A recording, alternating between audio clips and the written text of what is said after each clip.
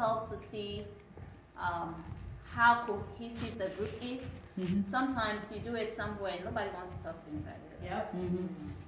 And so that tells you already that the atmosphere is not really good. This one, nobody wants to stop talking, so hey, that means it's really good. And then, who had like at least 3 things in common with 3 people? Let me see some hands. Who had some things in common? 3 things. 3 things at least. So you realize that we have more in common than we thought at first.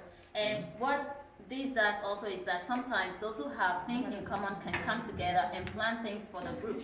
So those who like cooking could plan to teach the rest of the group how to cook something, and they could invite them to one house, or they could do it outside their home, but like it gives time together where we go and we cook maybe some exotic food or some local food or something. So like we'll have different activities going on, because those who like cooking might, maybe this man plan some cooking for the group. Those who like watching movies could bring a movie and we have a movie night. So like we know the group of people and what they like doing, and then they can help. I'm going to assume that wasn't shade. And then if somebody has something very unique, it makes it more exciting, something that nobody has thought about, and the person brings it around. It's still part of work now.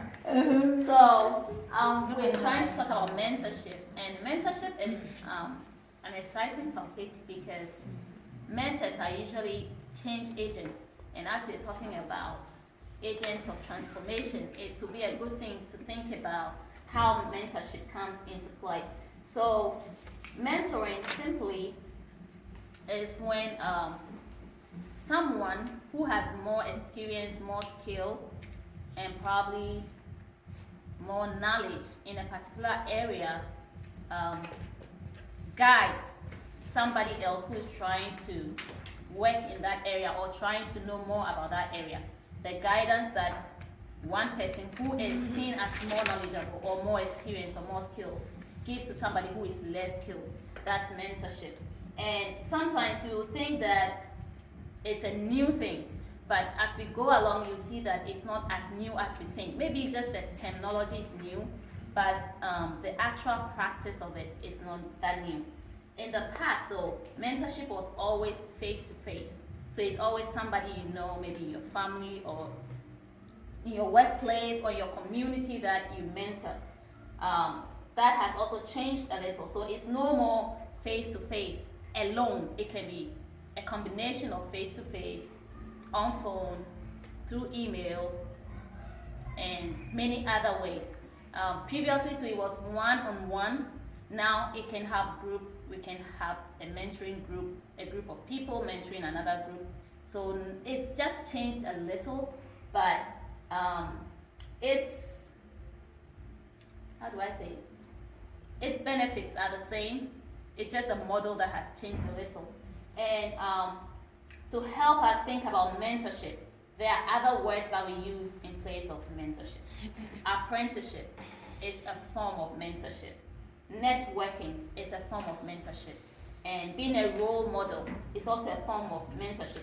It's just that mentorship is bigger than being an apprentice.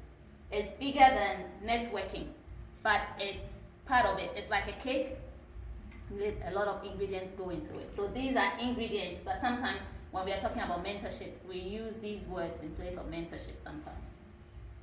So let's think, who is a mentor? We say a mentor is somebody who is providing guidance to somebody who is seen as less knowledgeable or less skilled. So let's talk about mentorship then and now.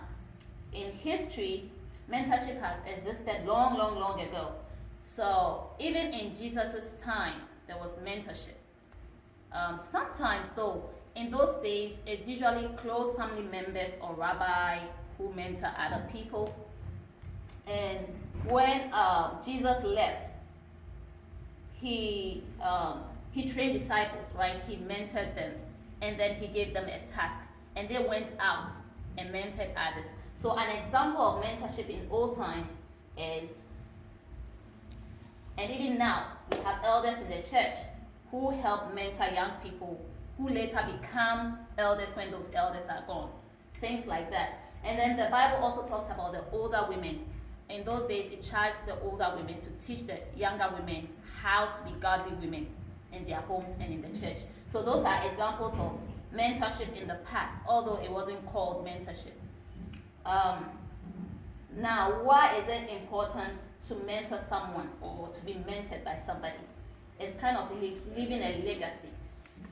In times past, if you are a carpenter and you die and none of your children is a carpenter, then you are seen as a failure. You couldn't leave a legacy of your profession.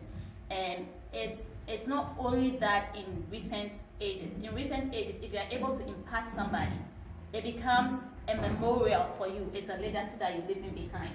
And then it's also for the common good. And it gives you a passion. It gives you a reason to be alive. Sometimes, I think, people commit suicide because they don't think they have a reason to be alive. Like they're not impacting anybody, so they are not useful, so they want to go. So having a reason to be here, feeling important, feeling that you are useful is another good benefit of being a mentor.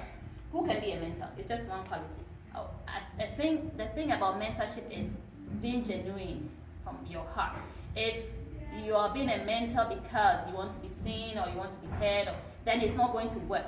Because in mentoring, there are frustrations that come. So if you are mentoring somebody or you're being mentored to make a name, it doesn't come quickly, because mentoring, the difference is that it takes a long time for it to actually yield any fruit. So why should each of us find a mentor? Why should we find mentors? We are not all knowing, and we don't want to isolate ourselves. And there is strength in numbers. Also, somebody has been there before. So you want to save your energy. You don't want to reinvent the wheel. You want to save your energy and not make the same mistakes that somebody has already made. We can just learn from other people's mistakes and save ourselves some trouble. So that's why it's important to find a mentor. And there is blessing in giving and receiving. So there are a lot of areas where we can be mentored. Let's look at some of those areas before we go into. So in mentoring, we have work process or industry mentor. You could find somebody in your industry. When we're talking about professionalism, you find you have a profession. Maybe you are, can you give me one example? Accountant. You're an accountant, thank you. Maybe you're an accountant. You find an accountant that is more experienced than you to help you in the field. Lots of things have happened over the years, and so they are able to help you jump so many hurdles that if you don't have a mentor, you will have to go through. By the time you learn that, people are able to advance quickly in their careers when they have a mentor. They don't repeat the same things, and that is why genuineness comes into it. If you have a mentor who is not genuinely interested in you, then it's no use. You're still going to meet all those obstacles. They're not going to tell you. They'll be like, I knew you will get there, you will see it. That person is not mentoring you. They're waiting for you to feel what they felt. So that's not a mentor. Also, personal development in different areas like family life, raising kids, can't think of that. Marriage, yes. All of that, you need a mentor, somebody who has been somewhere. Yeah. Especially with the older women, so let me use this example. So when we talk about personal life, let's say sometimes I come from work when I was living with a family friend.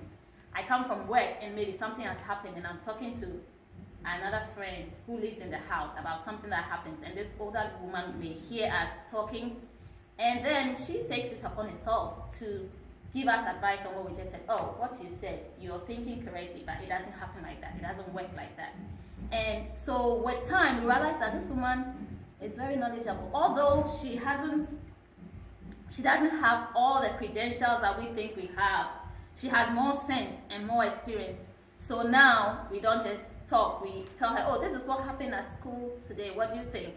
And so personal development is very important. Like sometimes even the way we relate with people.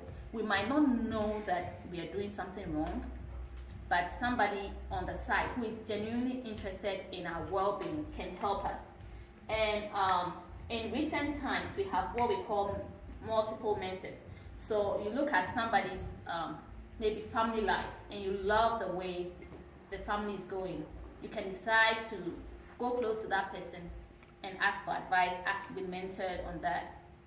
Then you choose somebody for maybe your profession. You choose somebody for, in times past, the difference was that one person was your mentor, the last point.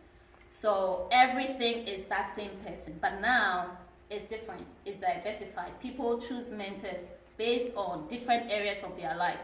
The good thing is that it helps you to maybe put your life in different baskets, like not put all your eggs in one basket. Because let's say somebody is really good in accounting, but his family life is in shambles. And just because he's good in accounting, you're taking his accounting advice and his family life advice as well. You're going to do well in accounting, but your family life is going to be in shambles. So diversifying is having a lot of mentors for the different areas of your life.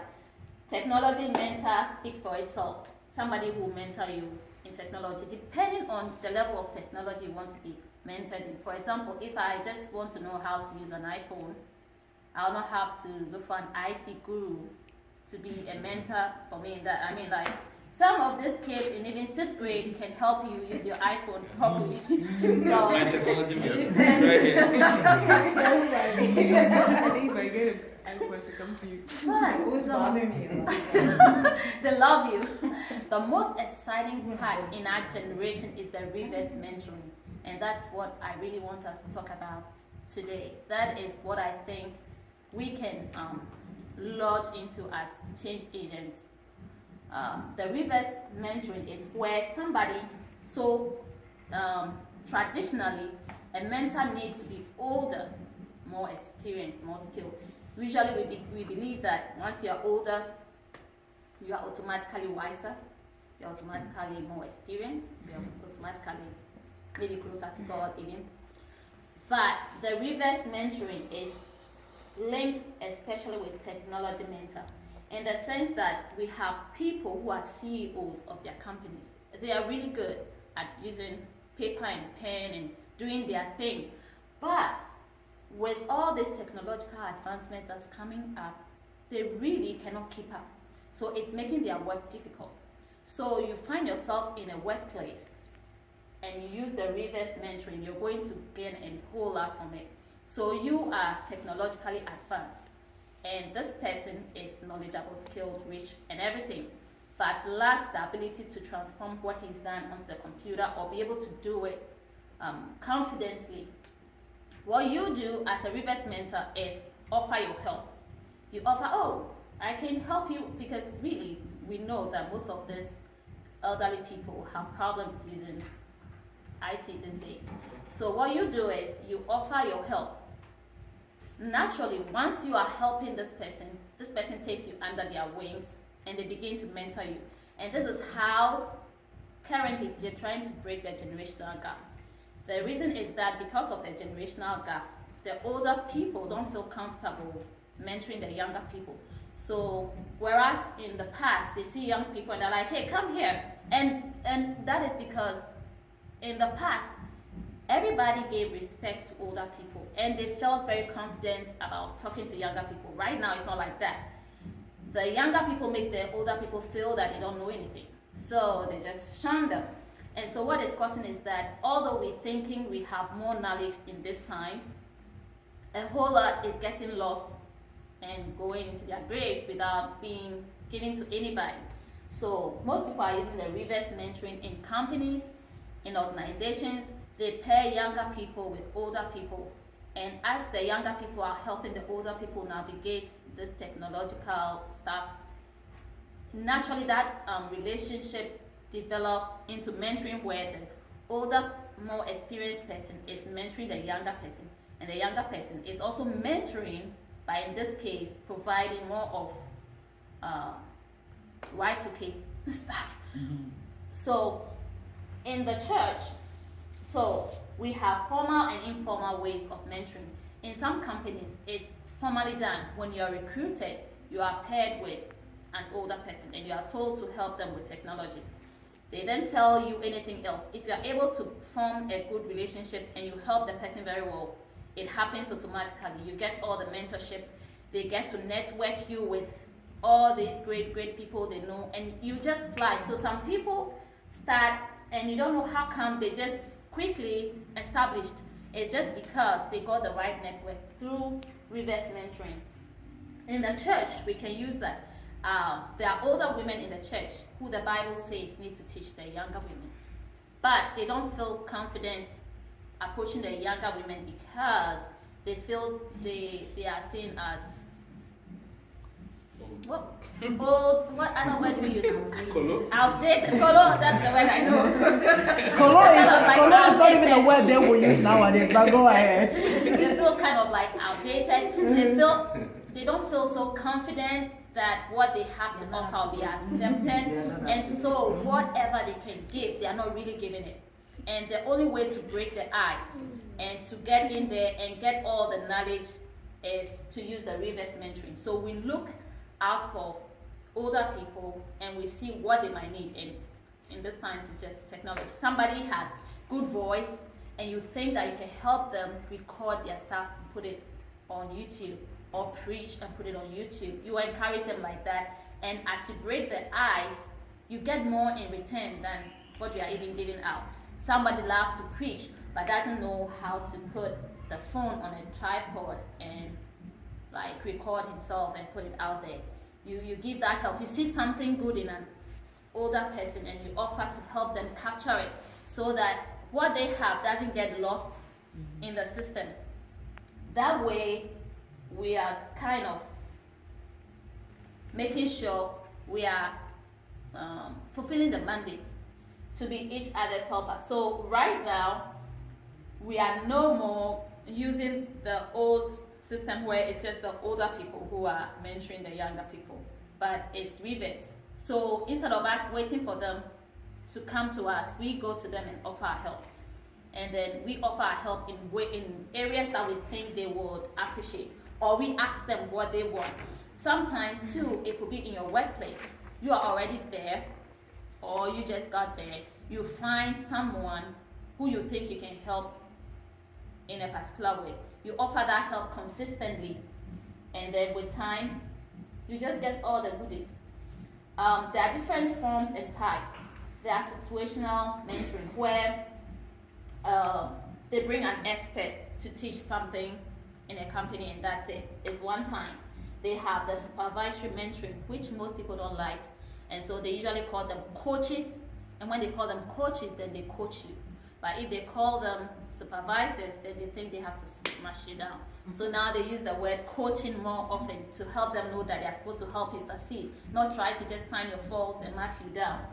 And they have mentoring circles where they use it a whole lot with, I don't know any other examples apart from these two. So like in some companies, they put you in groups based on what you do in the company, and that's how you mentor each other. So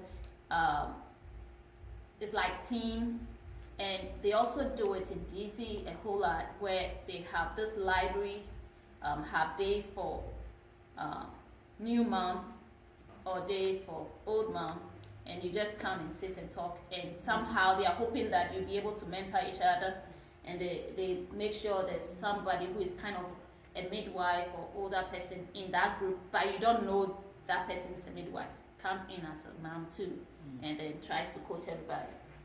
And then there's a flash mentoring where it's it focuses on just one topic, and once that is done, the group is disbanded. I'm thinking, let's think for a minute, which kind of mentoring do we think will work in Church of Pentecost so we can bring out all the talents and the skills that are hiding? We can build an environment that is warm, that everybody feels comfortable in. We break that generational gap, that we go out there and make things happen. Think for a minute, what kind of Which of these do you think will work in here? I think The emotion that goes into being a mentor or being mentored. It's frustrating a whole lot when you're trying to teach somebody something or you're trying to pass on something and they're doing the opposite. Like you tell somebody, oh, I'm mentoring you to learn how to do A, Y, Z. These are the things you shouldn't do. And then those are the things they think they need to do. So although you said it, sometimes they don't even tell you, oh, I think I should do that. And then you discuss and explain to them why not. But you see that the very things that they shouldn't be doing is what they're doing. Like, let's take technology, for example. Technology has a bad rap with older people. They feel that anything you put on social media is going to come back and bite you. No, they know all the negative things about social media, but they really don't know the positive things about it. So imagine you're trying to use reverse mentoring for somebody who already has bad notions about being on social media, period. And this person, has good messages that you want to help capture on YouTube so they don't get lost, or just want to help them be able to know how to access email. And they think it is the devil. They think it is 666. So it will take time to break that ice. So it's a whole lot of emotion involved. So that's when interpersonal skills comes in. You can't go and be shouting at that older person. Then you're going to break the whole thing. So the emotions involved, we're learning how to manage them, keep them under control, because we know what we want to gain. Knowing when to excuse yourself and then come back later, all of that. And then sometimes it might involve finance. Not always, but sometimes. For example, if somebody, you're trying to help the person get an email address, right? But they don't want to use their phone for that. They believe when you're speaking, somebody's recording your messages anyway, so they don't want to use their phone for email. That means that you would have to help them get a laptop. That might be finance that the two of you will have to decide on how to save to get a laptop, or you decide to give them your laptop to use and the grandchild pours water on it, and then all of that. The finance part is not really big, it's the emotion part that is really, really big. And so that's one thing we should be ready for. We have a number of benefits for being a mentor or being mentored. For the mentor, it sharpens your interpersonal skills, like I said, because of the emotions in there. You learn to control your emotions and all of that. And it helps you also in your workplace. You become a supervisor, and because you've practiced, it becomes easier with time. It helps re-energize your career. In case you are mentoring somebody who is an upcoming person in your career field, because you are mentoring the person, you kind of push yourself to learn more, to always stay on top of your game, because you don't want to give false information to your mentee, and you don't want your mentee to find out you've been lying, so it's like you're always learning, so the benefit is more to you than to the mentee, because the mentee might even not be really accepting the things you're saying, but it's boosting your career. It leads to personal satisfaction, like we said before. You feel like you're changing the world one person at a time.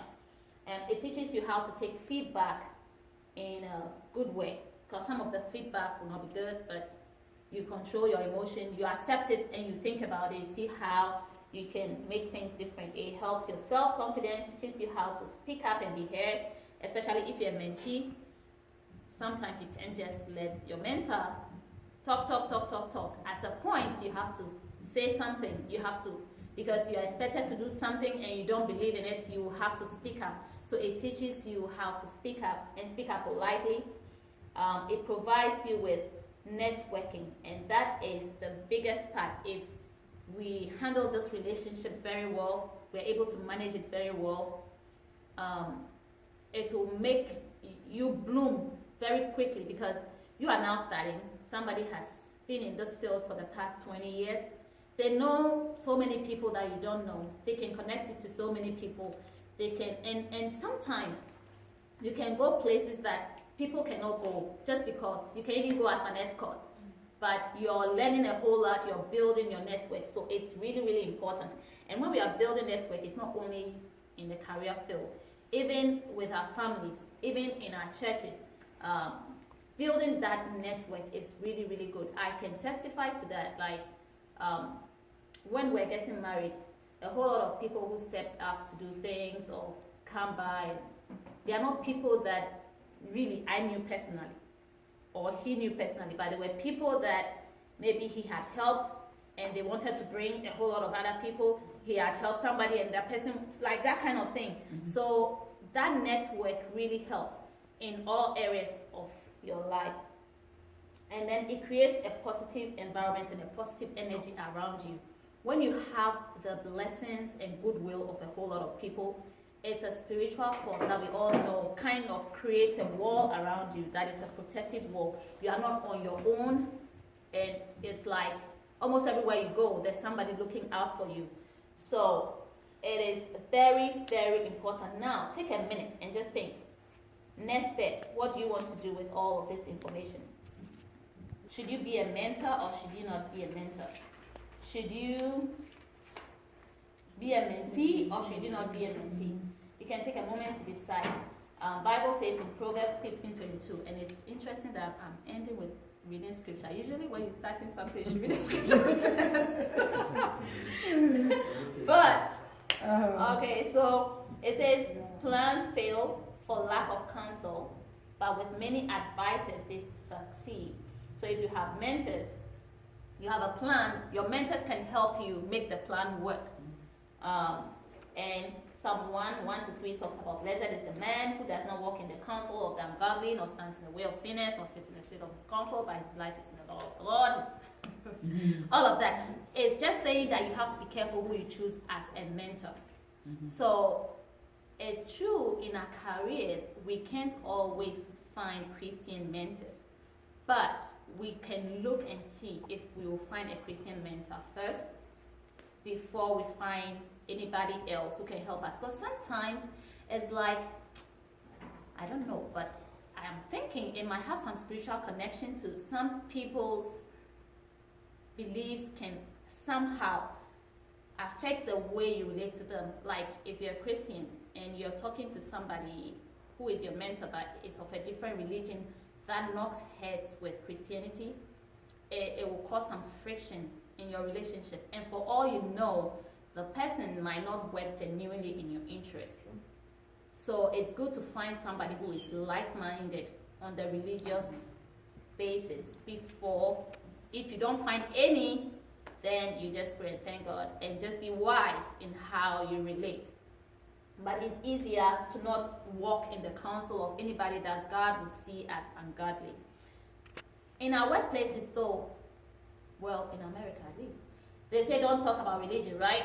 So it's that simple. He doesn't have to know who you are unless you're ready to disclose that and go on from there, especially if you want to win that person. So that means that you can wait and test the waters and get wisdom from God, know how to deal with this person on a religious front, and just make sure you're just doing career stuff.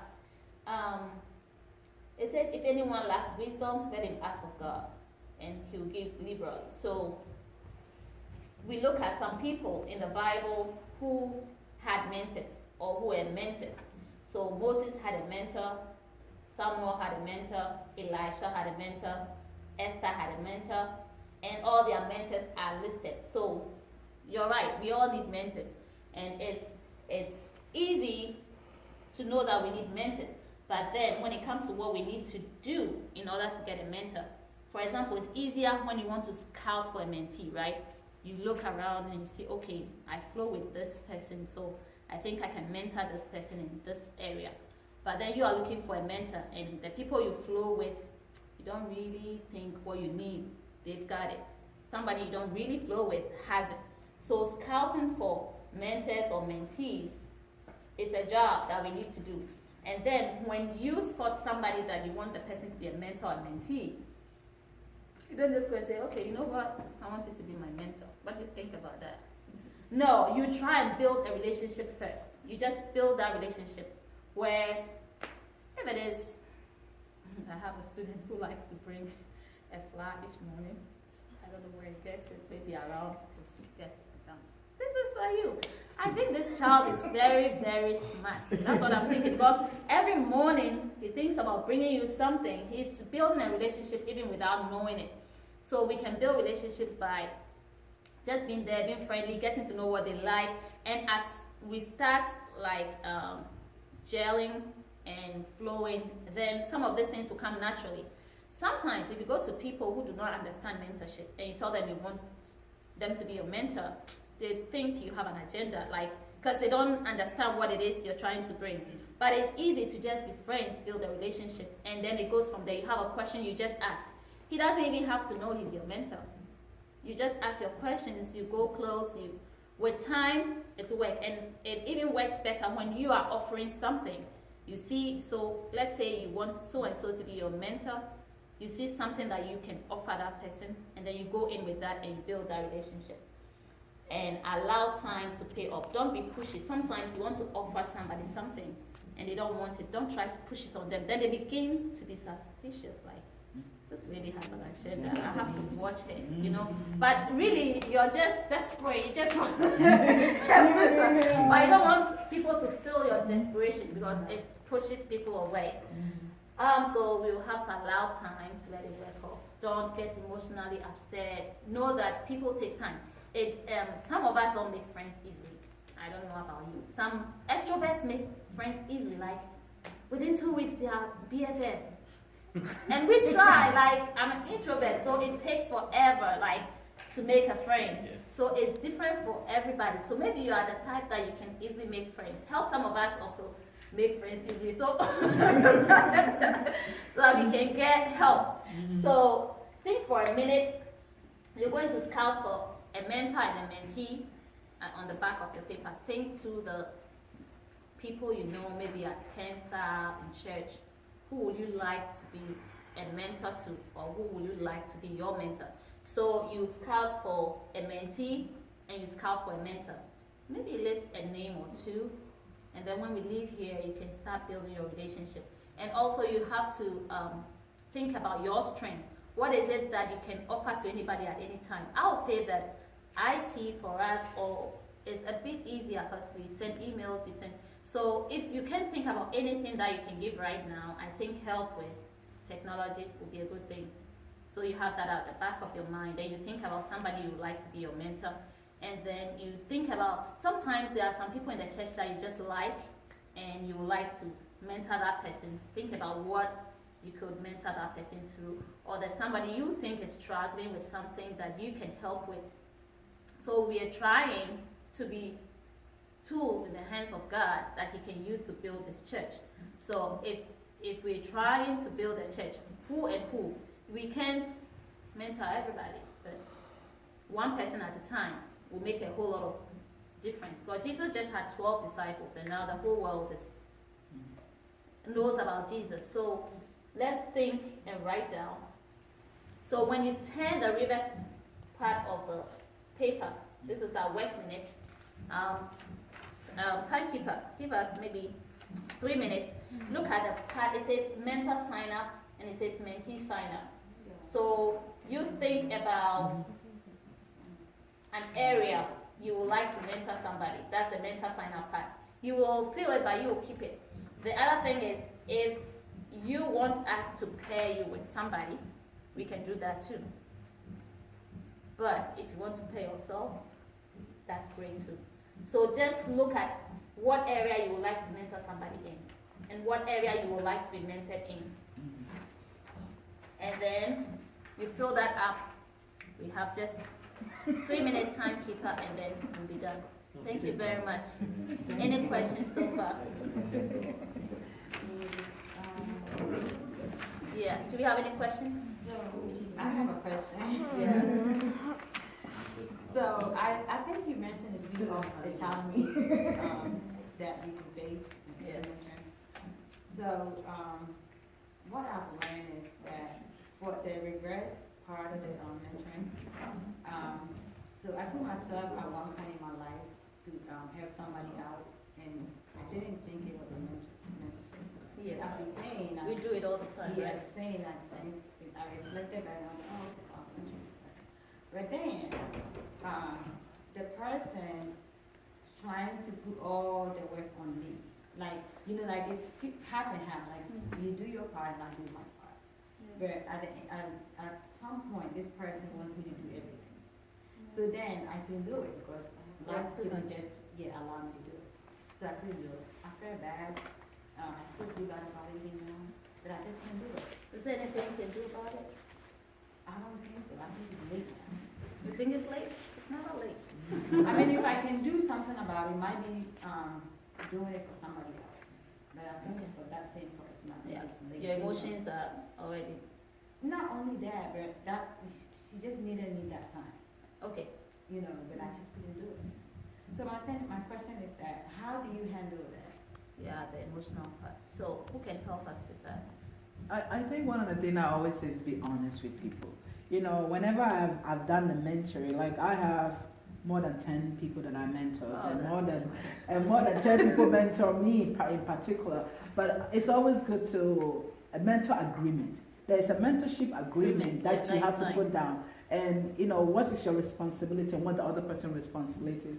When I was doing my master's, my mentor was actually the person who had done a master's within that field. And so she was like did you do this? Did you do that? And so whenever she says something, I have to be honest with her. And so that is the dynamic of the relationship. When I finish my paper, I'll give it to her, she'll review it for me, and then she'll tell me back, okay, you need to do this and this. So the most important part of mentoring or being mentored is to be honest. Don't set up unrealistic expectation. And whenever the person asks you, be honest with the person. If you haven't done it, say you haven't done it. If you don't have the time, tell the person you don't have the time. So don't try to dodge the person's phone call. Don't try not to answer them when they call you. Those things create a lot of conflict, and that is how I say. Just be honest with the person and your expectations. So yeah, you're right. So your area was maybe formal mentorship. So both parties knew what was going on. Hers was informal. It's like she was just offering to help, and so it still works this way. Like being honest with the person, saying, "Oh, this and this is what I can do to help you, and I'll need you to do this and this and that." Sometimes they don't know they have to do something, and we are expecting them to know. And so, so when you're done with this, I can help you with that and that. So, for example, there was a couple that wanted to preach and put it on YouTube, and we saw them struggling, so he decided to help. Mr. Marco decided to help, and then by helping, we realized that every time this couple will wait for us to come and record them. So we had to troubleshoot. We said, okay, and that's where the financial part comes in. We said, okay, let's get a camera and let's teach them how to set it and sit down and record. And then after you're done, you put it off, and then the editing will show them just how to cut the part where you got to. So as we talk right now, they've not recorded one by themselves. Although we've taught them how to do it, they're still waiting for us to come and set it up. So that is me and you in the same soup right now. I don't know when this couple was, oh, when are you coming to record us? They're like, we'll try and find time. And so the honesty part will be to tell them, have you tried what we asked you to do? Because it's getting to a month, and you may even forget what to do. Can you try it and let us know what happened? So your question helps me to fix my problem now, the honesty part. So instead of just dodging them saying, oh, we'll think about it, maybe they'll never do it until we show up. So we just have to be honest and say, okay, how about you try what we taught you, and then you come and see how it went. So thanks for that answer. Yeah, that helps me. Yeah. Any more questions? Okay. Well, nobody wants to talk. So one of my questions, it's not like a question, but I want something that I want us to kind of like talk about, or you have ideas. I think a lot of people in our community, like, so for the informal mentorship, I think that's what most of us do more. Sometimes some people might think that you're just trying to be in your business. Just like you said, some people would think that you have a different agenda coming to them. So Especially if you push it. either offer experience or, offer advice or support or however. They might think that you just want to be Nosy. Most people do. Personally, I do. I have that problem. I don't want people to know, which is bad, and I learned that it's very bad. So, how do we? Because sometimes you really want to help someone, but You don't want to come off wrong. yeah, you don't want to come off wrong, and then you don't want. I don't want the person to think that I'm just trying to be in your business, or trying to tell you that I know more. Like they have these. Too known. We have been too Yeah, known. you're being too known or something like that. How can we help? What do you think? I think that's a big thing. Personally, my principle has always been, if I want to help you and you don't want to be helped, I can't force you. And I've had a lot of issues, instances like that where someone will go and is interested in accounting, I'm trying to like help them, but then like I realize they seriously do not want it. Personally, when I needed help, I didn't know anybody. Right. When I first came to the church, it was afterwards when I was done with school that I realized there was one of the accountants in the church. But when I first came to America, I was interested in accounting. There was no one. I actually went on LinkedIn and God bless this man. He knows me from nowhere. But then he mentored me through school and everything through getting my first salary. I just saw him. His name was Danny and he was an accountant. Connected with him. And one day he told me that it was because of that initiative that I took and constantly talking to him. That's why he was interested to help me. So if I'm also helping someone and the person doesn't show any interest, I think it's fair if I don't like